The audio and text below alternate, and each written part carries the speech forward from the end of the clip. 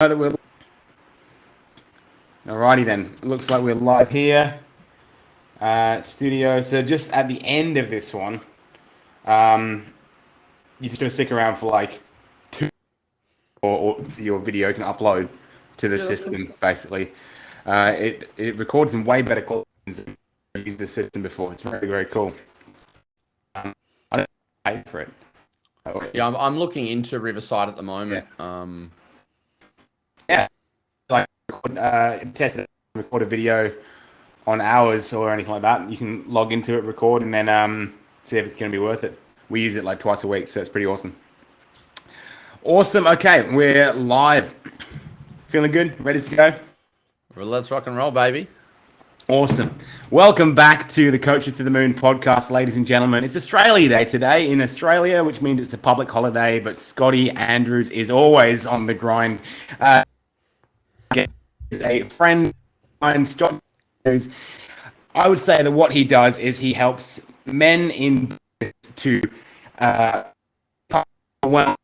burnout, reduce their time spent in the business, grow their profits, and grow their freedom. He's also become a new dad. Long helping dad. Interested to see how you're managing that transition in your own life. You've got a lot of different systems that you've created that are going to be very interesting to go through today. Scotty Andrews, straight out of Melbourne. Thanks for coming, mate. Pleasure. Happy to be here. Happy Australia Day. And are you actually in Melbourne or just in Victoria? I'm in Melbourne, just by the beach in Like St down Kilda? Brighton. Oh, Brighton. Beautiful, man. Beautiful. Yeah, I always see you walking down by the beach in your Instagram stories. You love getting out. You're a runner too, hey? Yeah. Loved. Used to do a bunch of triathlon, but yeah, always enjoyed running. Actually, went for a run just a couple of days ago, and yeah, the beach lifestyle. It's that's what it's all about. Family, lifestyle, freedom. I think so. I'm in the ocean, like the ocean. What's that? Sorry. So when you were doing triathlons, you would swim in the ocean like long distance. Yeah. I mean, it depends on what you call long distance, but yeah, a K and a K to 2Ks. And So that's my Everest. I mean, I grew up in England. I've like birds in the beach and it's I'm pretty fit on like the ocean. My heart beats too fast. I too much. Yeah, it's a skill, isn't it? it's a whole thing, swimming, and I actually have what swimming taught me about business is that really, quick little side caveat is I'm someone who like seeks lots of wisdom out of just everyday stuff, right? And so when I was learning to swim, like I got like as an adult for triathlon, like for speed, I already obviously knew how to swim, but when I was trying to be very competitive, I hired an ex-Olympic silver medalist, and was getting trained by him, and he would teach me all these skills where you have to do the pull with your hands, and then you'd learn that skill, but while you were focusing on that, your feet would drop, and if your feet drop, then you start sinking, you start dragging in the water, right? So then you'd start focusing on your feet, and you'd be kicking with your feet, but then you'd lose your pull with your hands, and then you had to get your core in, and how that's relevant to business is it's a bit like that. You've got your sales team, or you've got your admin staff, or you've got all these different things, and to manage all of them, you have to build the skills at each thing, and you do have to focus on one thing. But what would happen in the pool is, after a while, like what you were saying with the breathing, if you try to focus on all of them at the same time, it feels overwhelming and you lose your breath and you puff out. So you have to practice each skill, and then you have to let go. You actually have to let go, and then because it's built in, it just becomes like a flow state. And yeah, I just thought it was I thought it was very, very interesting, and I relate learning to swim and finding like a powerful rhythm in swimming is very similar to business. Build the skills, and then let go and trust, and just you'll find a flow. 100%. What a fantastic analogy, and it becomes second nature. I use a similar one about learning to drive. And my metaphor is that when I first learned to drive, I learned in a manual car. And so not only I learned clutch and everything, but you're also learning and traffic rules. That was so actually automatic. So then I learned all the road rules and got that covered, got comfortable on the road, and then went back to manual, and then one skill at a time. And now it's second nature. You can get yourself to your mate's house and barely even know how you got there because you're singing along to music or you're speaking to someone on the phone. And it's so second nature. But at the beginning, trying to focus on too many different things at once. This is what I say to my sort of early coaching clients who are thinking, should I start paid marketing? Should I do organic? Should I have a podcast? It's like, do one thing first, mate. Get good at that, and then and then move on, and it'll all become easy eventually. Yeah, it goes, from more of a mindset perspective. It's like when you do it over and over again, it becomes so unconscious because it's just a pattern. It's part of what what we fire together, wires together, and then it goes into your subconscious, and now it's just a habit. Now it's like it's in your body. You don't have to think about it. It's the same reason why you can drive your car, be thinking about the groceries, be thinking about the bills, and you don't crash the car, right? It's just a part of the body. Just has that level of intelligence behind it. But you have to practice each individual thing together, individually to build that thing. You're very wise. Very wise. But you had a troubling start. What some would call troubling, but it's worked out very well for you. High school drop. Tell us about. I was actually very academically quite smart in high school. Well, not inclined at all. Quite gifted academically, but I hated it, so I never put in any effort. So I'm very, very. I was the worst student you could ever hope for because I had potential I wasn't living up to, and I was always, getting in trouble, that sort of thing. How about yourself? How was high school for you? Well, I have ADD, so for me it was just always switching off, struggling to focus. I'm also dyslexic, so I had a very challenging, time at school.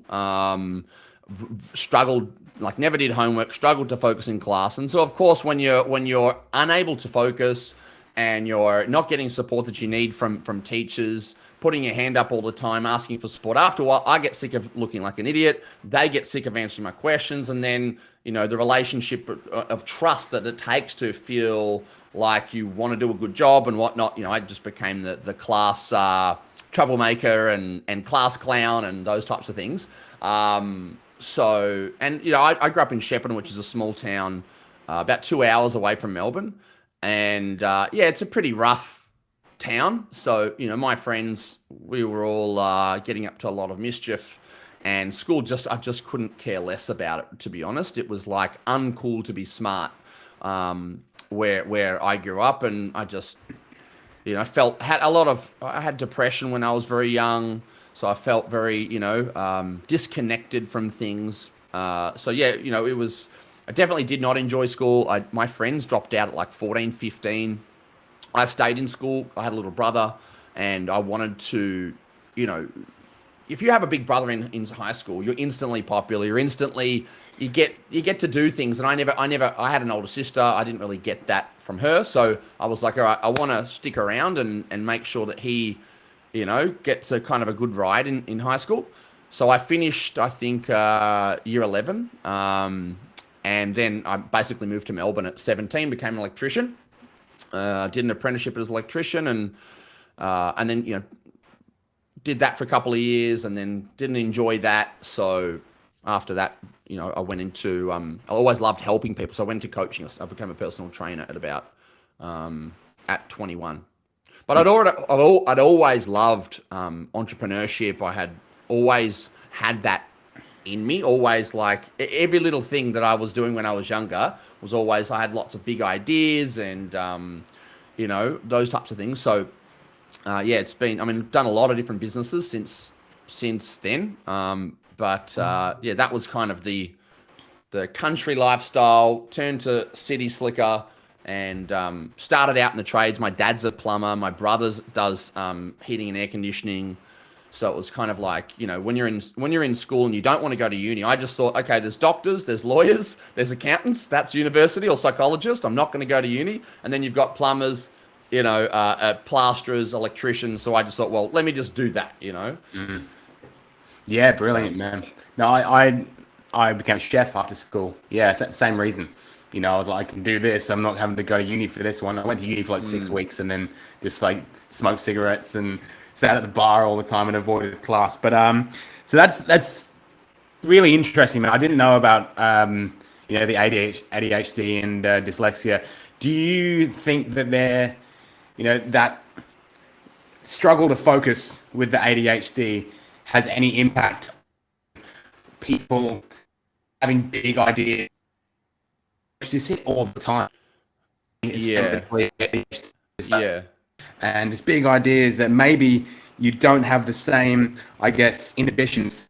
People think in maybe less realistic terms. 100%. There's research to show that there's a lot of entrepreneurs are you know, on the spectrum potentially, like Elon.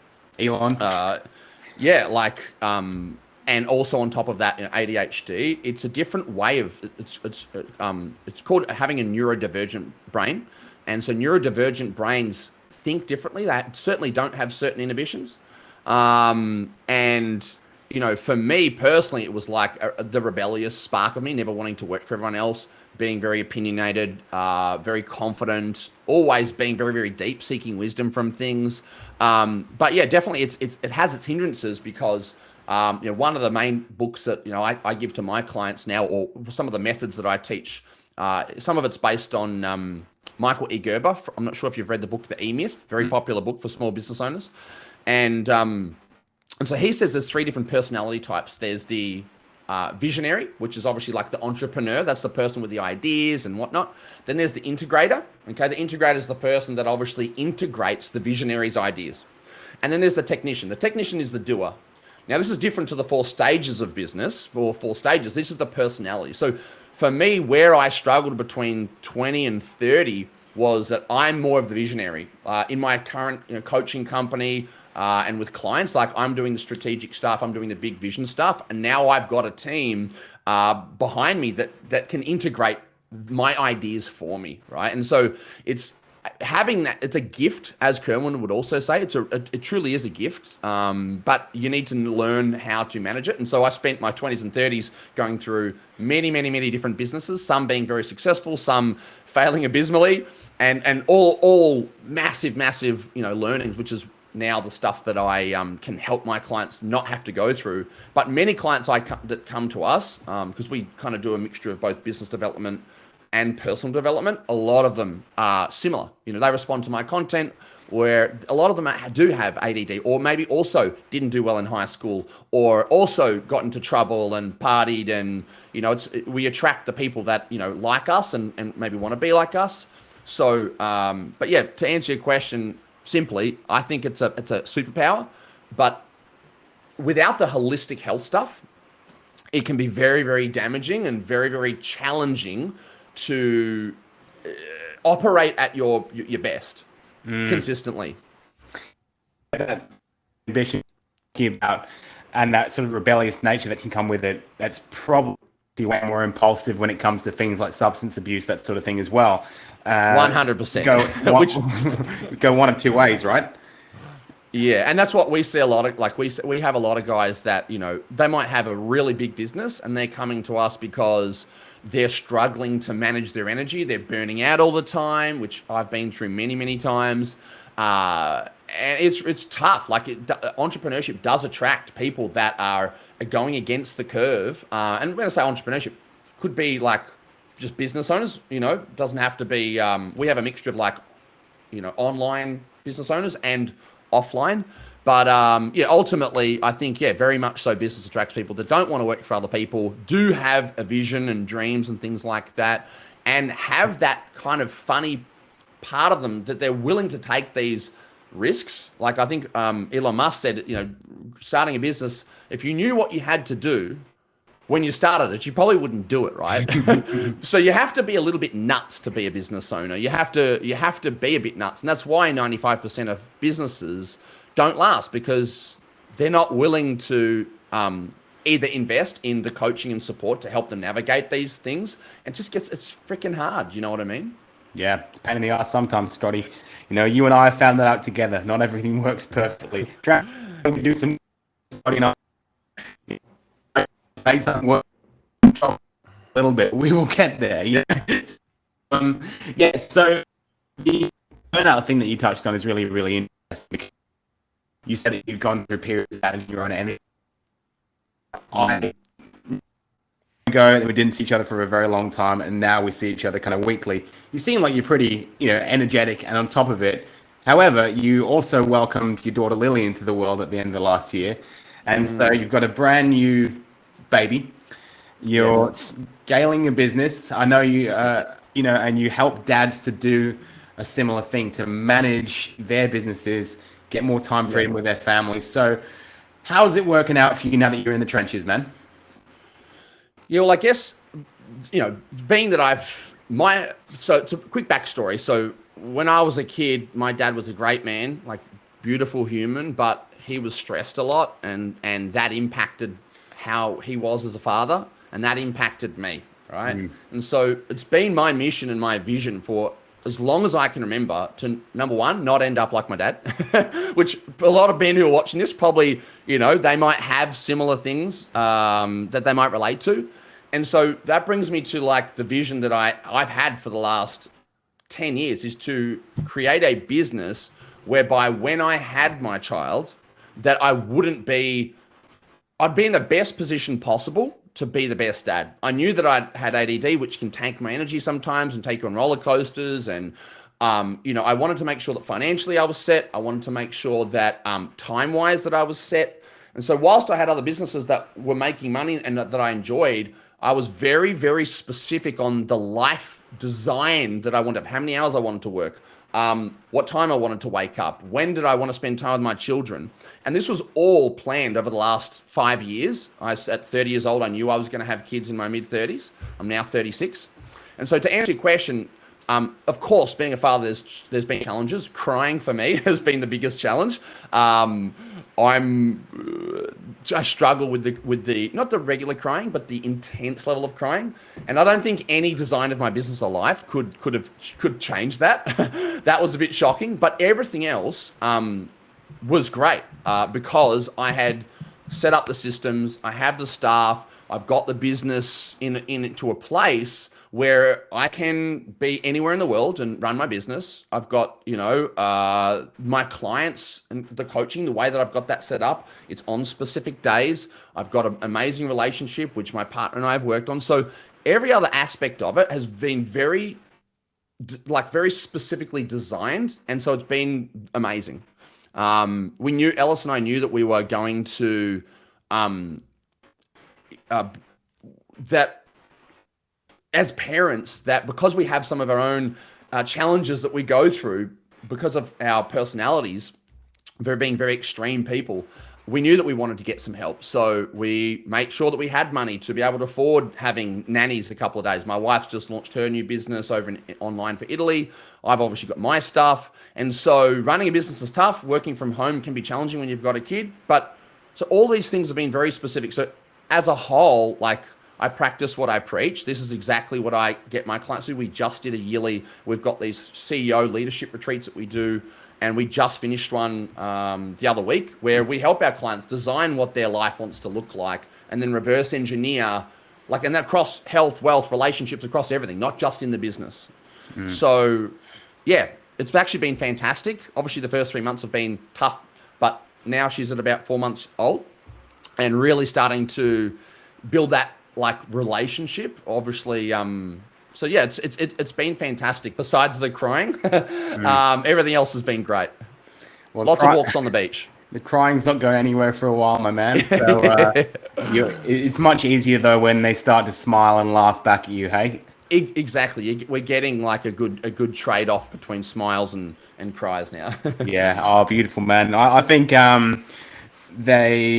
everything gets more intense. So, love him or hate him, there's the guy Ben Shapiro has a great analogy for this, and he says that when you're single, your kind of happiness and joy spectrum can go sort of 10 points either way. When you get married or in a long-term relationship, it can kind of go 20 points either way. So the joy and the despair can both be intensified so much more. And when you have kids, those limits just get removed completely, because you've never felt so happy as when, you know, you've got a nice, smiley, laughing couple going on, but you and it can flip so quickly. felt so. It's when you don't know why she's clearly so distressed that you can't. Interesting visual for how to look. Yeah, 100%. You're set up your business really nicely. You have this and a lot of because men, but women as well would have businesses where they've gone from that technician stage and now they're still on the tools, and they just started a business because they don't want to work for someone else, but they just do it all themselves, and they can't remove themselves. And that's kind of where you come in. Maybe they make plenty of money, but the more money they make, the more they have to work, and vice versa. So you've actually put together a fair amount of systems, and you're a big acronym guy, which I love. You're very much. So we've got two here, and I'll ask you to kind of go through them one by one. The TMT growth matrix is one of the first things you talk about. Can it be these business owners to get out of that situation? 100%. So at the end of the day, business can be really complicated. You've got all these different things you've got to do. And so what I find is, like you said, I love acronyms. I love methods and things like that. So when our mind's super, super busy and we feel like there's a million different things to do, sometimes we can just stop and pause and take a breath and go, hold on a second. Let me just pause. And this is where we can, I use these frameworks, whether it's the leader method, the TMT growth matrix, or the S3 scale method. They all have different purposes where we can just audit these things and go, okay, great. What if I get rid of all the emotion, get rid of all the stress, get rid of all the crap that's going on in my head or how my experience feels, and I just look at this, what is that next one thing that I need to focus on?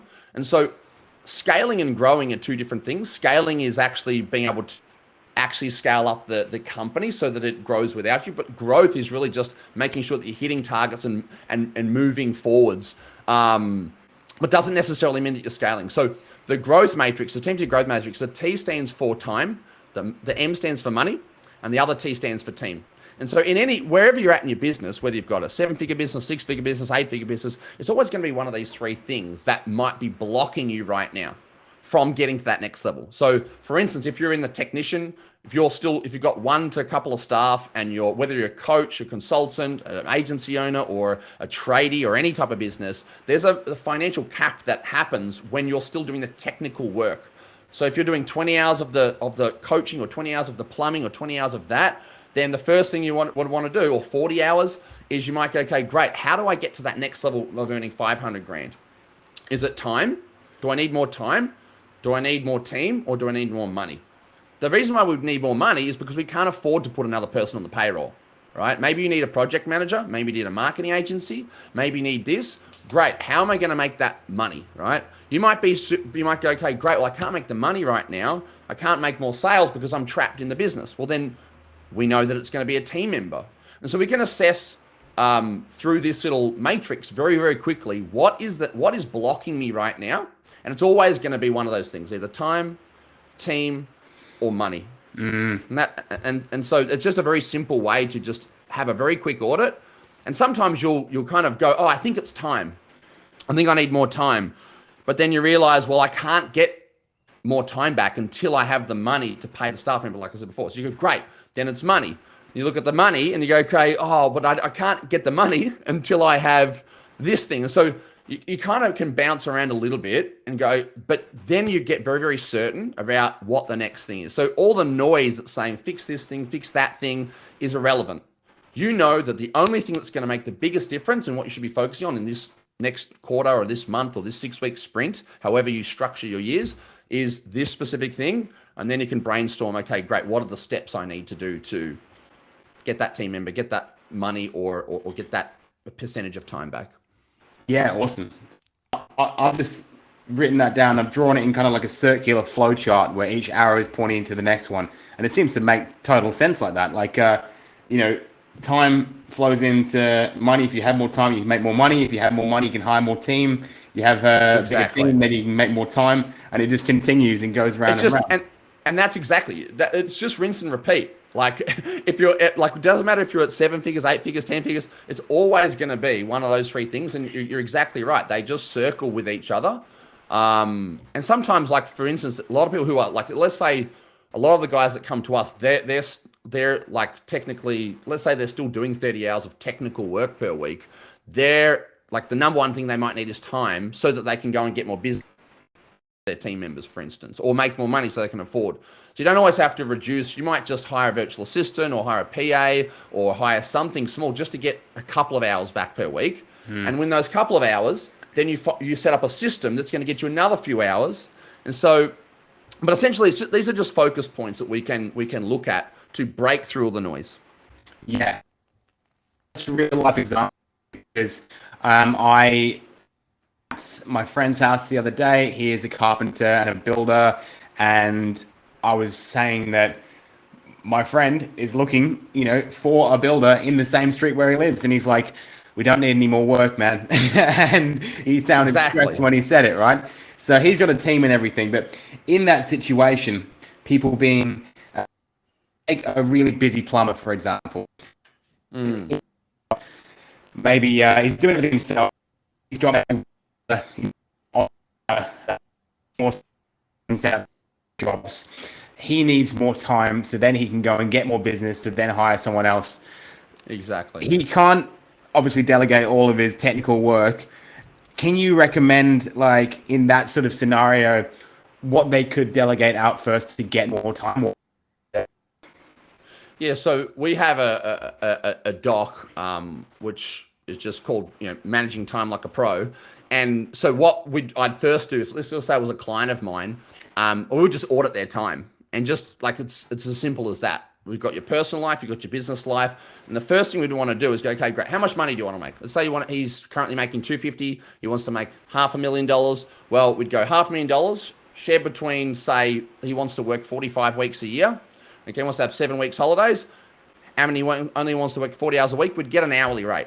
Anything under that hourly rate, we start to look at how can we start to delegate those things. And it's typically small stuff like bookkeeping, admin stuff. If he got, just even 5 or 10 hours a week back, then that time he could go and find another team member. When he's working till 8 o'clock at night, then he's doing invoices, then he's doing this. Not only does he not have the time, but he doesn't have the emotional energy to actually do that. And a lot of people are already scared to hire more team members or scared to scale because they're already stressed. So step one would just be get a little bit of time back by getting rid of just those low-hanging fruit kind of tasks, the little ones. And you could look at, could I delegate a few of these things to my team, or could I hire someone that's very quick and easy, like a virtual assistant or a bookkeeper or a personal assistant for just a few hours a week? Once you get those 5 or 10 hours back, now you've got something to play with. Let's say he only works 4 days a week now, and on Fridays, that's when he starts to look for work or look for new team members, which is going to give more money and more team, and then that's the way he can scale. I literally had this call with my client, Rob, yesterday. He's just downsized. He got rid of some staff that were kind of a bit poisonous to his culture and company. And now the first thing we're doing, okay, great, he's got 5 weeks, March 1, he's going to get a new staff member. And the whole purpose of that is so that he doesn't have to do the painting work. We've already got him a few hundred, like a leads list. So he's going to start with that 30 hours, start to bring him more work. And then every month he's going to bring on a new team member.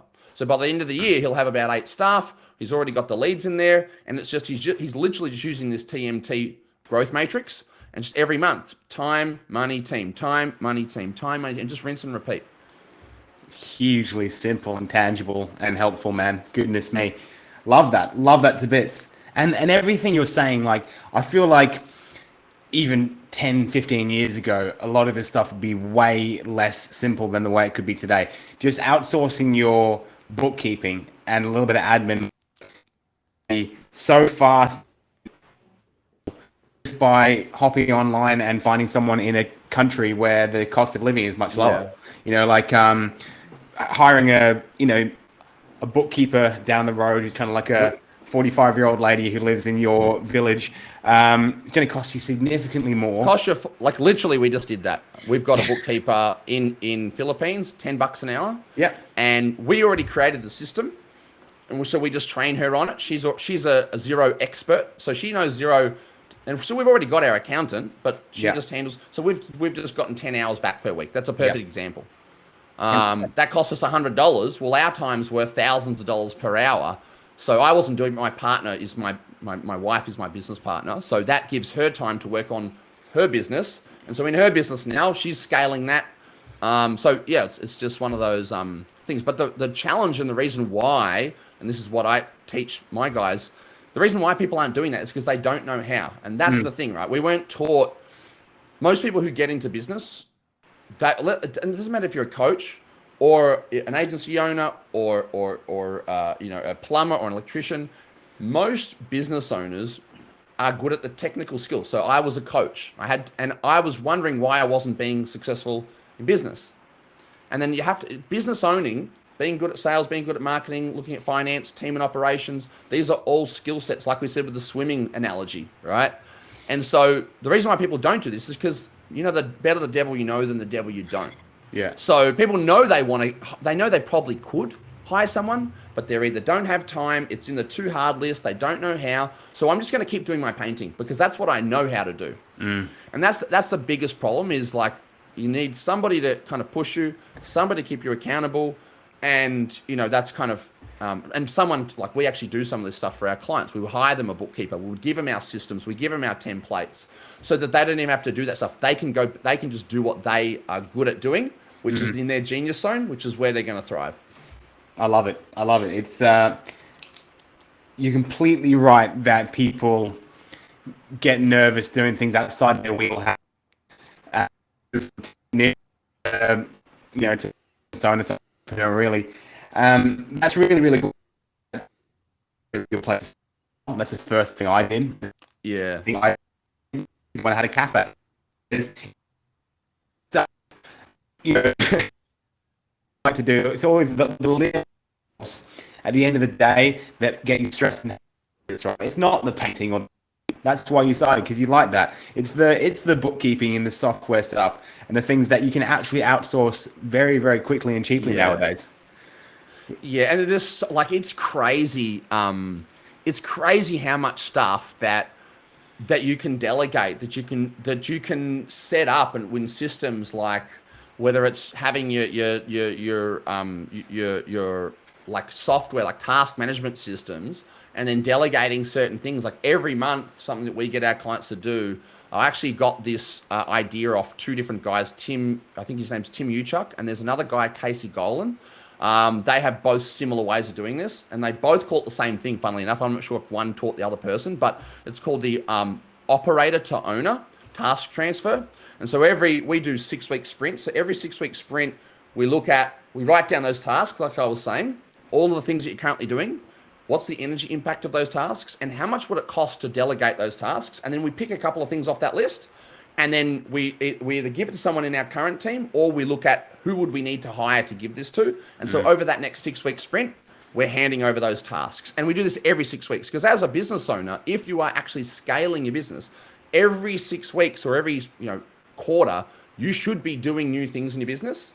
But then you'll realize some of these things, now that I know how to do them, I don't need to do it anymore. I've worked out how to do it, and I can just simply create a Loom video, or I can create a system or an automation, or I can hire someone, and then I'm just up-leveling the things that I'm doing every 6 weeks or every quarter and just getting rid of the stuff. Otherwise, we just get trapped. And when you get trapped as the CEO or the entrepreneur, there's nowhere to go from there. The only way that you can continue to scale is to continue to get rid of things off your plate so that you can continue building things. That little thing you just mentioned, Loom it's a screen recording software for first minute videos, and it's what I recently went because I've got a creative graphics and copywriting and all that strategy. And I was like, I can't replicate me, but it sounds like you can replicate you. And every time I had a little technical task to do, I just got into the habit of screen recording and talking myself through it. Exactly. You just do it task by task. Yeah. And then in a few minutes a day, you come up with this library of whenever any client or any staff member asks you to do something, here's a step-by-step video. Follow this. Exactly. Oh, man, what a revelation that was. And it happens It's not a big job. But it starts in the mind, though. You said it perfectly, right? I was the same. It felt like it's just easier for me to do it, because if I give it to someone else, I might have to relook it. And if we're too busy, that's what we tend to do. We just tend to go, well, I'll just do it myself. It's quicker, it's easier. It is in the short term, but it creates a toxic relationship where you're still always the technician. You're never actually the CEO, or that's why, we have the Unstoppable Entrepreneur as well as the Scaling for Freedom. The whole idea is to get out of the mindset of being what I call a busyness owner. So if you change the I in business to Y, most business owners are busyness owners as opposed to entrepreneurs. Entrepreneurs don't think they have to do everything. They think completely differently than a busyness owner. And so that's the shift, no matter how much you do, there's a mindset shift where you have to shift from being a business owner to an entrepreneur. And entrepreneurs think very, very differently to business owners. They don't think, how can I make money now? And by doing, they think, how can I leverage time? And that's the game. And that's where we talk about the S3 scaling method, which is system, staff, and software. That's how you get back time. Yeah, well, what a beautiful segue into my next question about the S3 scaling method. As you mentioned, system, staff, and software. And I just want to touch on one thing as well, that I think something that was, I had a bit of resistance to when people talk about getting your time back.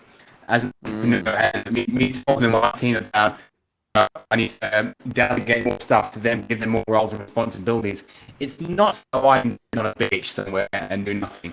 Or opportunity, not because you're lazy. It's so you can then work on it, be the visionary, create systems and ideas that allow you to scale, have more staff, more impact, more families whose lives you're supporting.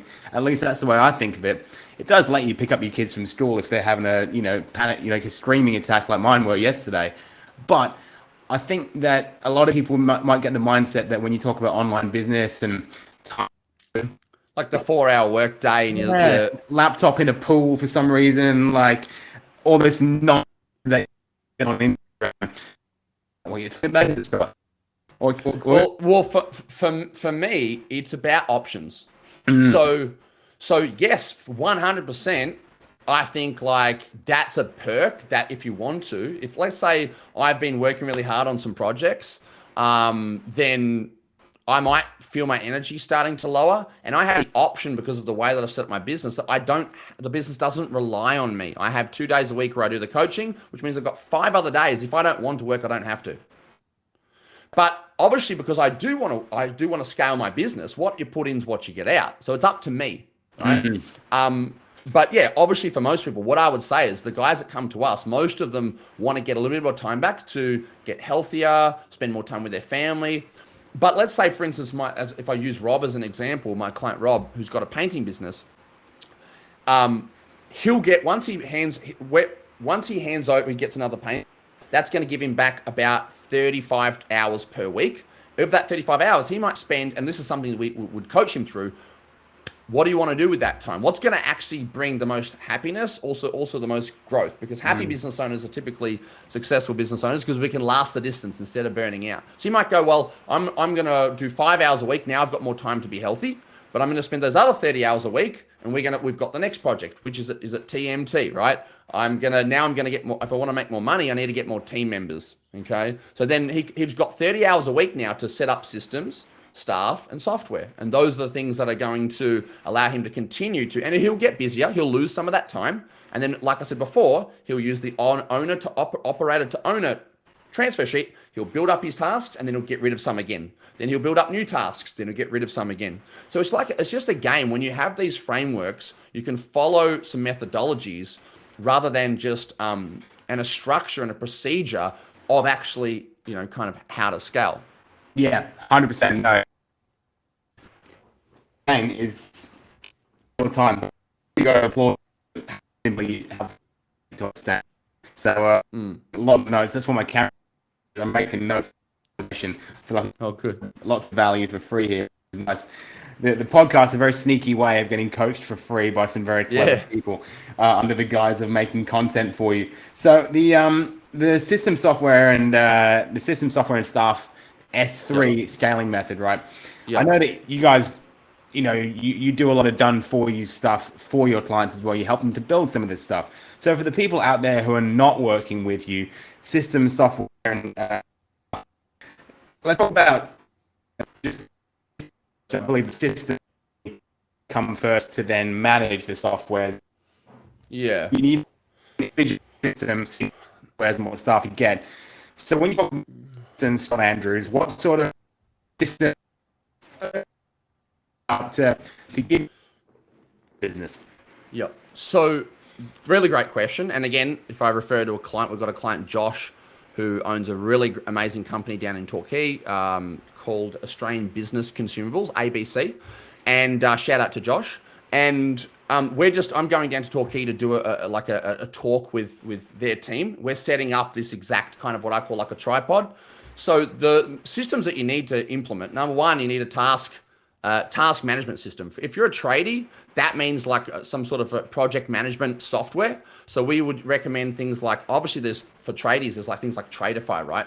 That's actually the quoting and the job stuff. But then there's projects for the CEO. So I always recommend three things. Number one, using some sort of team communications software. So we use Slack, for instance, and that doesn't matter whether you're a tradie or you're or an online entrepreneur or any type of, you're in a gym or whatever it is. You have to have some sort of communications. And the reason why is because I'll share the next thing. So we have what we call business success rituals. These are things that mean that you are never going to get too busy that you forget to do them. So they're meetings. So we have the daily dial-in, the weekly war room, and the monthly momentum. So these are just catchy names that we use, and they coincide with these other systems. So the daily dial-in is self-accountability stuff. Some EOD reports in the morning. Sorry, the SOD, so start of days. We might ask out the staff members to, to write down what are they going to achieve today? Like what are the things that they're focusing on? Okay.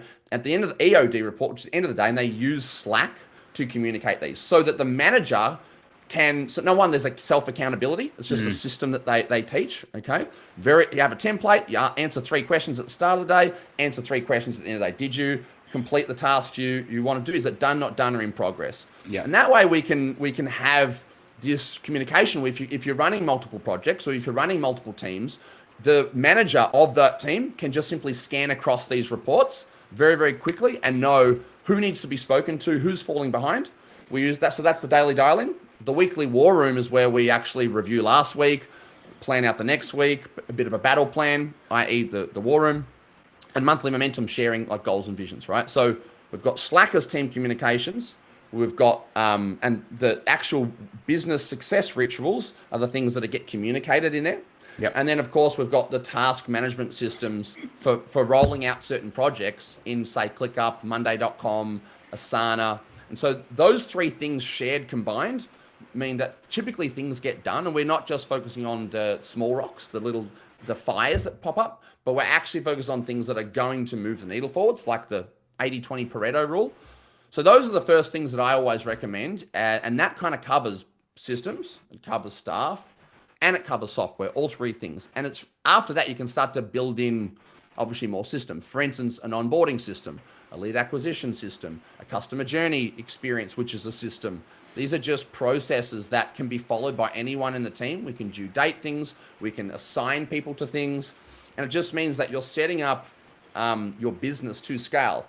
If you don't have these things set up, people typically, the more that the business grows, the more that it sinks. Because if you can imagine business like a skyscraper, like a building, the bigger it gets, the more pressure that builds. And if we don't have, and the more pressure that builds, the heavier it gets, the more it kind of sinks, right? When we can set up these kind of foundations for the business, then no matter how many, let's say you've got a bad team member, you can get rid of them using your 90-day performance reviews. They're not hitting their KPIs, which is a system, and you get someone else in and they just plug straight back into the system. You don't have to spend all this time onboarding them again. We have an onboarding system. They follow a very step-by-step procedure. And like you said, we've made these Loom videos about our company culture, and we watch them. Then we have to only meet with them a couple of minutes. So those are like the 3 kind of things that we recommend, having some business success rituals, which again, people intend to do these things, but they get too busy and they don't end up doing them. Yeah, that's the sort of toxic cycle you mentioned before of it's faster to not do these things in the short term, but then it gets messy. I had to, I had a couple of VA. I got to the point at the end of last year where I had like 5 different VAs, and we were running everything through Slack, which was cool, and we're getting everything done, but stuff got missed, right? And then I've hired my first Australian staff member. She's on 3 hours a day.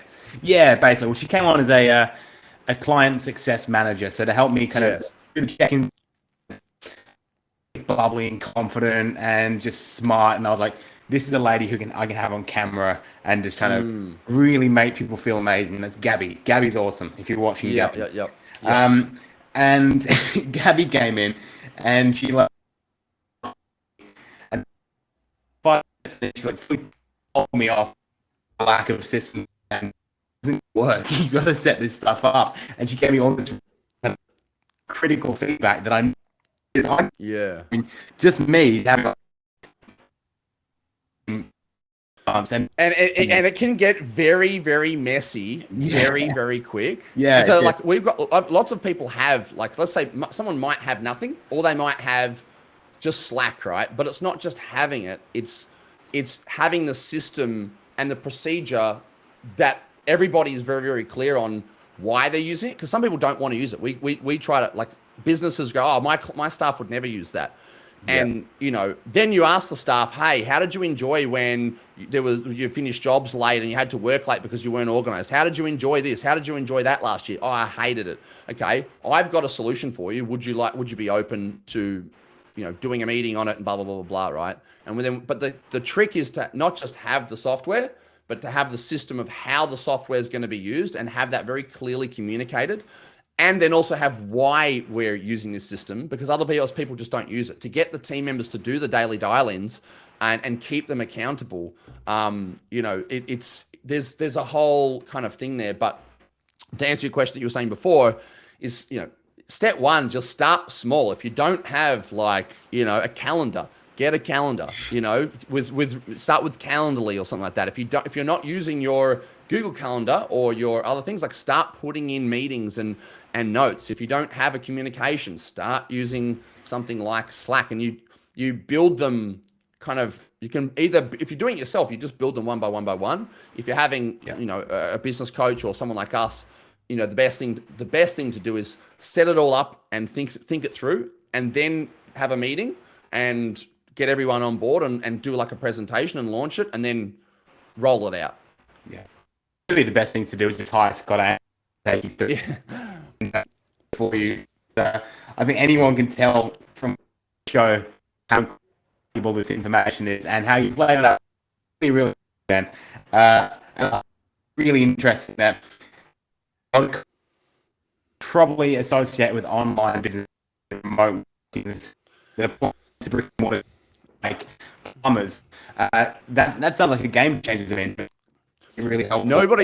Nobody's. I have not met anyone else who's doing this with like smaller style. Like, it's very common in coaching, consulting, and agency businesses, but I haven't seen many people doing it. And it's not that complicated to do. It's just getting the people on board. It's something that's new for them, but it makes a massive difference. I've already heard crazy results from clients who are applying this. Team members that weren't performing that are now performing. People that have teams that are just feeling like a unit now, and feeling like culture and community and cheering each other on, and just actually moving forwards on projects. So I've had some amazing feedback from brick and mortar businesses and even trades businesses that are applying the same things that we're using in our online businesses, but applying them to offline businesses essentially. Yeah, it's really, really interesting stuff, man. I think it's the way the world is going, and train people need to jump on very quickly if they haven't already done so. And I hope this podcast today helps them to do that, man. It's been really, really valuable information, and I can't thank you enough for sharing it with us. My pleasure. Awesome, man. We're going to be putting all your links, etc., in all the documents and videos that we send you. There's going to be lots of different places to reach Scotty Andrews. And you're going to do some live events coming up in the next few months, I think, as well, right? Yeah, we're planning to do, well, we've got some for our clients already, Yep. some trips to Queensland, here in Melbourne, but we'll also be opening up some stuff for other people to experience some of the work that we're doing. And this is where we can actually, some of the workshops we do will actually set these things up with people who aren't necessarily clients. So they might want to come and just have this thing set up. We can walk through it, help their team set it up, and, you know, rock and roll. Stupid, Scott. Yeah, we'll to Andrews for being on there, and one who is listening or when it's definitely very nice at the beach. We love you for that. Even if you're on the recording, thank you. We will be back next week with another episode of Coaches to the Moon with some more fantastic guests. Until then, thanks for watching. We love you and peace out. Cheers, Scott. Thanks, guys.